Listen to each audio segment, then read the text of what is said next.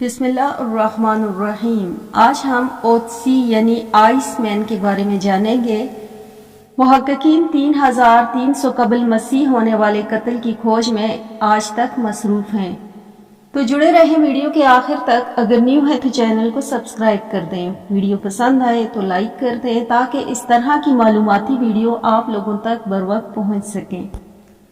بہار کے آخری دن اٹلی کی پہاڑی سلسلے کوہ الپس پر ہاردن بین کے زرد پھولوں کا سلسلہ وادی تک پھیلا ہوا تھا۔ وادی کے اندر پھیلے ہوئے جنگلات میں ایک شخص بڑی تیزی سے باہر نکلتا ہے۔ اس کا ایک ہاتھ زخمی ہے جسے وہ دوسرے ہاتھ سے تھامے رہتا اور لڑکھڑاتا چلا جا رہا ہے۔ دفتن اس کی نظر ایک کھوکھلی چٹان پر پڑی۔ اس چٹان پر جا بیٹھا اور پھر اس کا ہو رہا اور اس پر پڑے۔ اس کو صدیاں پھر ہزاروں سال بیتے اور بلا آخر یہ شخص کوہ الپس کی اس وادی سے منجمد بے جان جسم کی صورت میں برآمد ہوا۔ یہ نیولتھک انسان جس کو ہم آئس مین یا برفانی آدمی کے طور پر جانتے ہیں، اب اس کا یہ بدن بھی بس اتفاقیہ ہی اس وقت دریافت ہو گیا جب 1991 میں دو جرمن سیاح سیر سپاٹا کرتے ہوئے آسٹریلیا سے ملحق اطالوی سرحدی علاقے میں واقع پہاڑی سلسلے اوٹسٹل الپس میں جا نکلے اور انہیں یہ انسانی بدن ایک کھوکھلی چٹان میں ملا، اور انہوں نے اس کے بارے میں متعلقہ سائنسدانوں کو مطلع کیا، جنہوں نے نہایت حساس سائنسی آلات کو استعمال میں لاتے ہوئے بڑی باریک بینی سے اس لاش کا معائنہ شروع کر دیا۔ بعد ازاں اس نیولتھک انسان کو اوتسی کا نام دیا گیا۔ بعد میں ہونے والی مزید تحقیقات کے مطابق اوتسی انسان برادری کا بھی ایک قدیم ترین فرد نکلا۔ اس کے بدن سے یہ بھی ثابت ہوتا ہے کہ وہ مضبوط پٹھوں والا، طاقتور، توانا اور نسبتاً قد و قامت والا انسان تھا۔ موت کے وقت وہ 3 قسم کے کپڑوں میں ملبوس تھا اور اس کے پاؤں میں ریچھ کی کھال کے جوتے تھے۔ وہ مسلح تھا، اس کے پاس سے ایک تیز دھار والا خنجر اور آگ جلانے کے لیے ضروری لوازمات سمیت دیگر سامان بھی موجود تھا۔ اس کے بازو سے لٹکے ہرن کی کھال سے بنے ترکش میں موجود تیروں کو دیکھنے سے اندازہ ہوتا ہے کہ آدھے سے زیادہ تیر چلائے جا چکے تھے، جس سے پتہ چلتا ہے کہ وہ ایک لمبے عرصے سے سفر پر تھا اور راستے میں اپنے لیے شکار کرتا ہوا جا رہا تھا۔ اس کے پاس سے صنوبر کی لکڑی کا ایک ٹکڑا ملا جسے کوئی خاص شکل دینے کی کوشش کی گئی تھی، اور اس طرح ایک غیر مکمل شدہ کمان ملی۔ اوتسی کے متعلق ابھی بڑے سوال زیر بحث ہیں اور سائنسدانوں کے کئی نظریات بھی ہیں۔ کچھ سال قبل اوتسی کو سائنسدانوں نے غلط اندازہ قائم کرتے ہوئے ایک گدڑیا، بعد ازاں ایک کاہن بھی کہا۔ انکشاف یہ بھی سامنے آیا کہ اوتسی کو اس زمانے کے رواج کے مطابق بھینٹ چڑھایا گیا، تاہم یہ تمام نظریات وقت کے ساتھ غلط ثابت۔ سائنسی مطالعے کے مطابق اوتسی کی ہڈیوں میں شامل اجزاء اٹلی کے جنوب میں واقع وادیوں ویل وینوستا اور ویل سینالس کے پانی اور مٹی سے میل کھاتے ہیں۔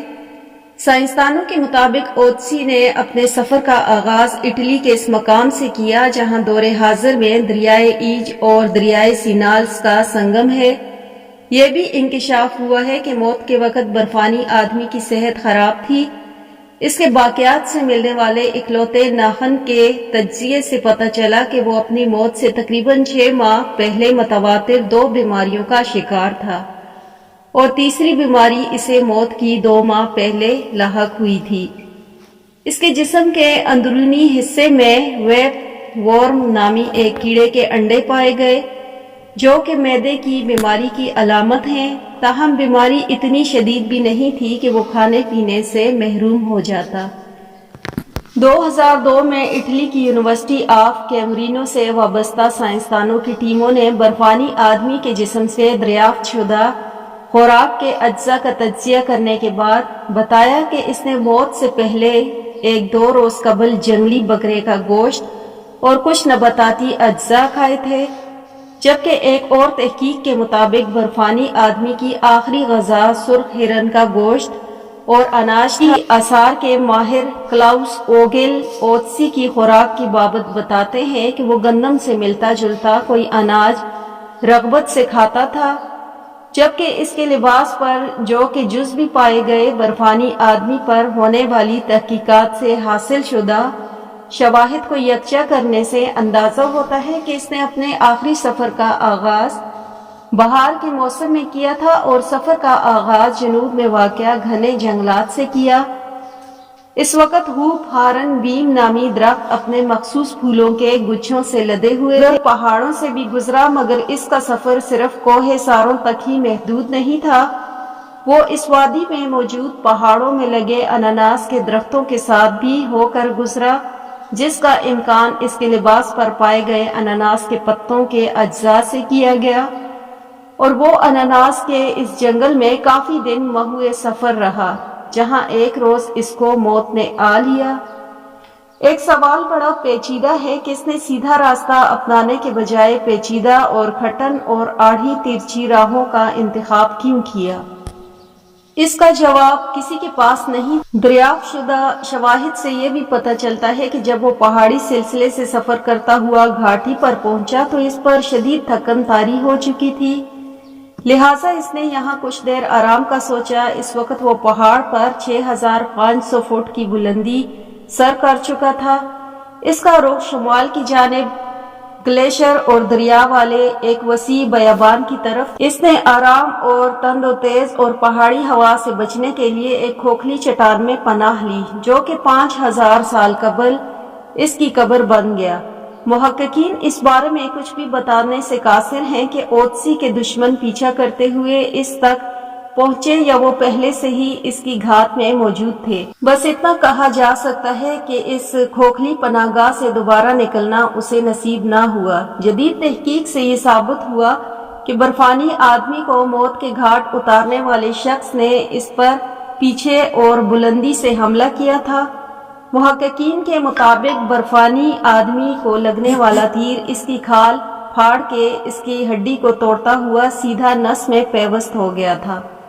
نس سے خون بہنے لگا اور برفانی آدمی کے آخری لمحات خون کو روکنے کی تقویدوں میں گزرے۔ اس کا دل زور زور سے دھڑکنے لگا اور سخت پہاڑی مقام پر شدید خنکی کے باوجود وہ پسینے سے تر و تر ہو گیا۔ بالآخر خون کے متواتر اور تیزی سے اخراج اور آکسیجن کی کمی کے باعث چند منٹ تک موت سے لڑنے کے بعد وہ زندگی کی بازی